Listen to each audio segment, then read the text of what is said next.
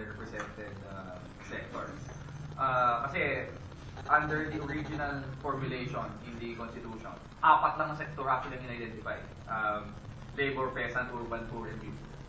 Of course, under the 7941, yung party list law, in-expand nila to include additional sectors, and then merong catch-all na parang and such other sectors as may be provided for by law.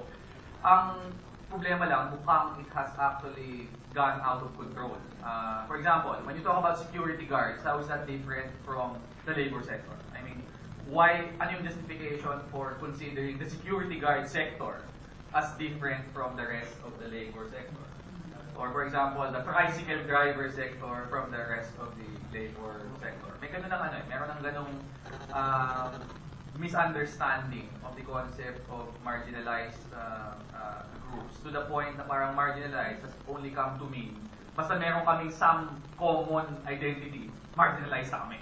Yun yung idea. Without reference to, well, the more general and historical understanding of what marginalization means in terms of yung political system, in terms of yung economic system, and so on. The other thing na gusto ko ding banggitin with respect to sa bastardization is part of it can really be traced to, well, the mathematical limitations imposed by both the law in 7941 and Supreme Court decisions interpreting yung formula for representation. The first problem is really with respect to the 3-seat cap na nabanggit na rin ni Walden kanina. Let's go back to yung binanggit kong discussions in the CONCO. If you remember, ang sinite na example is, if labor has something like 4.5 million members in its national constituency, which was the figure floated sa CONCO deliberations, if they organize, that will translate to something like at least 10 seats in the House. Okay sana yun. The problem is, with the 3-seat cap, it imposed a built-in limitation to how strong a political party would likely get. Kasi kahit na maging napakalakas ka at madaming bumoto sa'yo, milyon-milyon, tali ka sa 3 seats forever. And that became a built-in disincentive for parties to actually consolidate and grow bigger.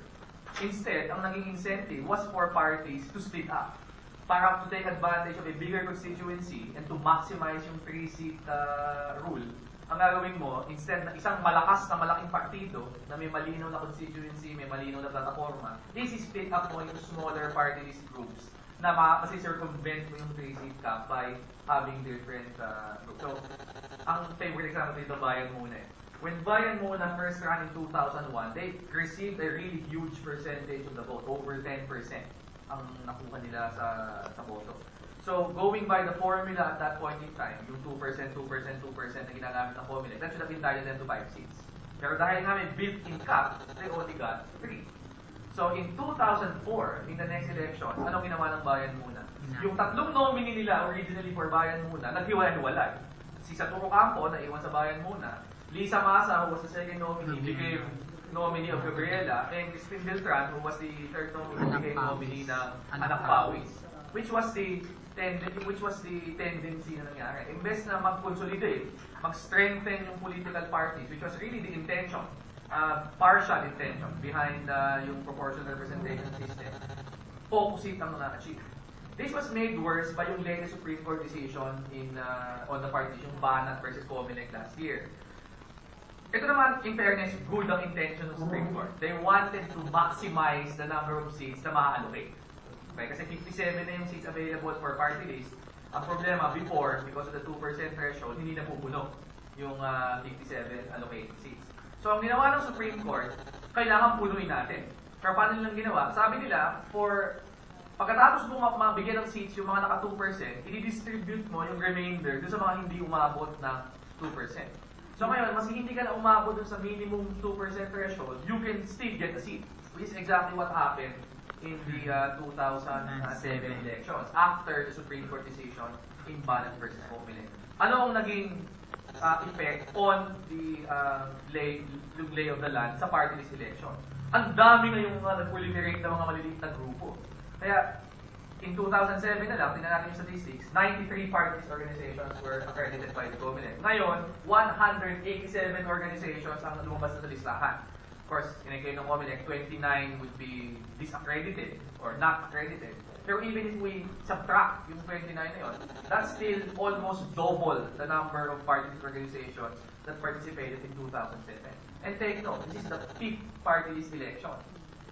Kung titingnan natin yung original intention, dapat kumukonti at lumalaki yung mga parties sana. Pero instead of that happening, lumiliit at dumadami.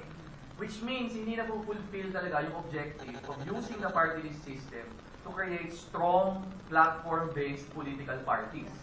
But, ang nangyayari, it's becoming a bastardized version of itself, mas maliliit, palit ng palit at pahiwalay at pa-specific ng pa-specific yung supposed constituency na they represent without actually appreciably strengthening any of these parties. And worse,